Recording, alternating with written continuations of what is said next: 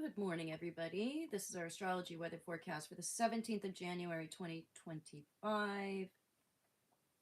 I feel a sneeze coming on, so expect that at any moment throughout this forecast here.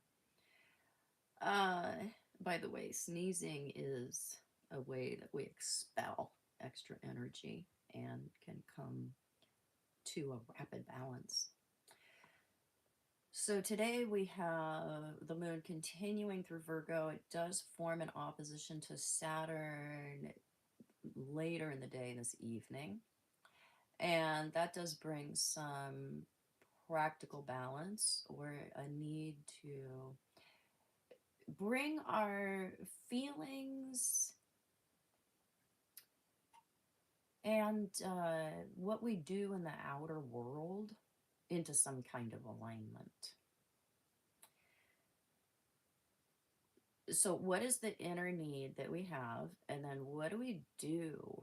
How do we build? How do we go towards? How do we develop a life for ourselves that serves those emotional needs? And we see, am I doing that, or am I working on something, building something, putting my energy into something, manifesting things that maybe are counter to or don't result in the kind of nest that I really want. Hey, FG. This is the Mythic Tarot. Um, Liz Green's. I think this is Liz Green's deck. I got this one a long, long time ago. This is one of my favorite, probably my favorite. I do love the Beyond Lemuria deck, but this particular deck is my favorite because the sequence of the mythology in each set of cards is just so right on. Oh, maybe I'll teach that one. I hadn't thought about that. I could teach the Mythic Tarot course. I am going to be teaching my astrology deck this year. I don't know when I'll start that. Maybe March. So yeah, tarot with the tools of the understanding of astrology. I'll probably offer that this year. There's been a lot of people have been asking for that, and I just haven't put it on my roster. So those are the kinds of things too that we're looking at with Moon Saturn oppositions, the kind of stuff I just went on a tangent about. What are the things that we hold near and dear? What is it that we really know? What is something that what is internal? I mean, what do we know it so well that it's something we carry with us? And how do we house it? The other thing going on is we have a beautiful sextile between the Sun and Neptune. And with this balance point being reached between Moon and Saturn, it grounds this sextile between the Sun and Neptune. Neptune is an elusive dude. And we rarely, unless we have come to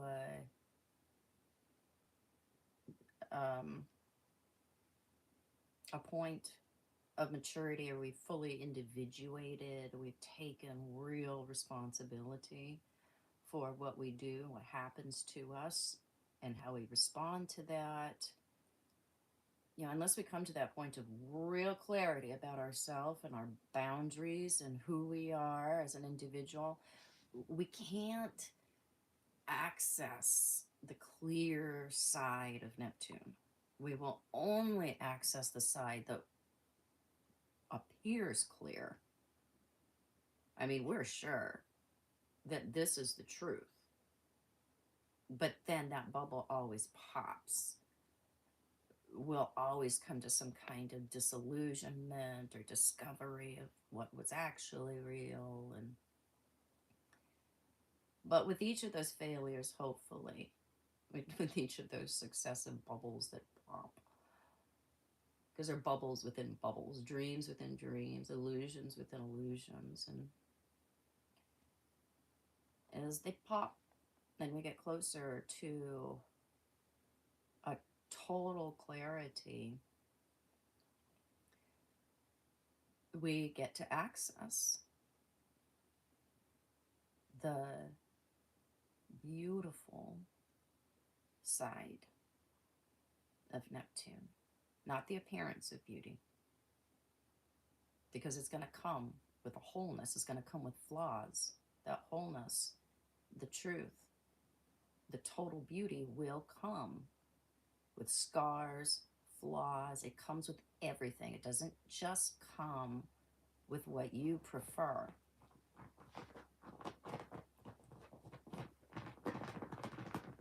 Because we see through our preferences when we're looking at the beautiful, real side of Neptune. We're seeing through the illusion of taste.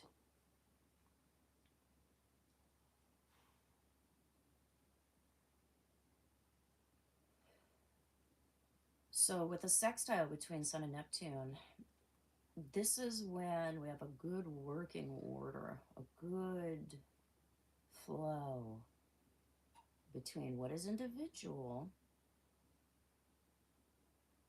and what is spiritual, whole, complete, real, the good side of Neptune. So we are less likely to err on the side of shadow or illusion because we are allowing divine guidance or information or something that is bigger than our own egoic self to inform what it is we're feeling, thinking, doing. Our intuition is much more on point, being led by what might be unseen, but it feels good to us. It's not coming out of fear. It's not coming out of avoidance. It's not coming out of rebellion. It's emanating from a place of stillness and peace. And so when we reference that and we follow what is peaceful, that's what we gravitate towards. We're choosing what's healthy, what's peaceful, what's good, what's wholesome.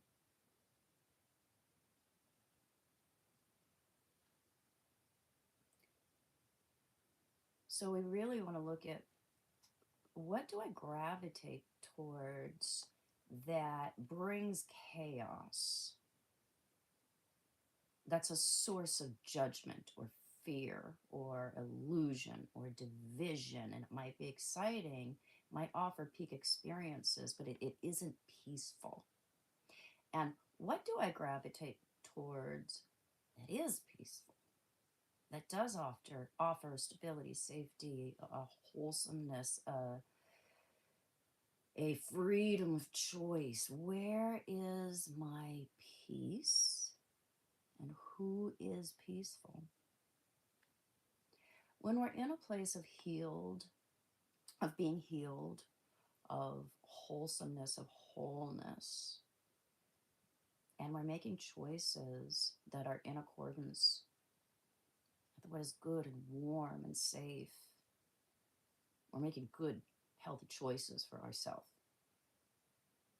We will not be drawn to what brings division, what brings fear. You are repelled by those things They stay out of the boundary. And we will look at those things or feel more neutral towards those things. We don't look at those people or situations and conditions as with a negative judgment. It's just the assessment that that's not for me. And so I'm not going to pick that up. But I understand it. I have compassion for it. But that's not my burden. That's not my preference. It's not my choice. So with less judgment about,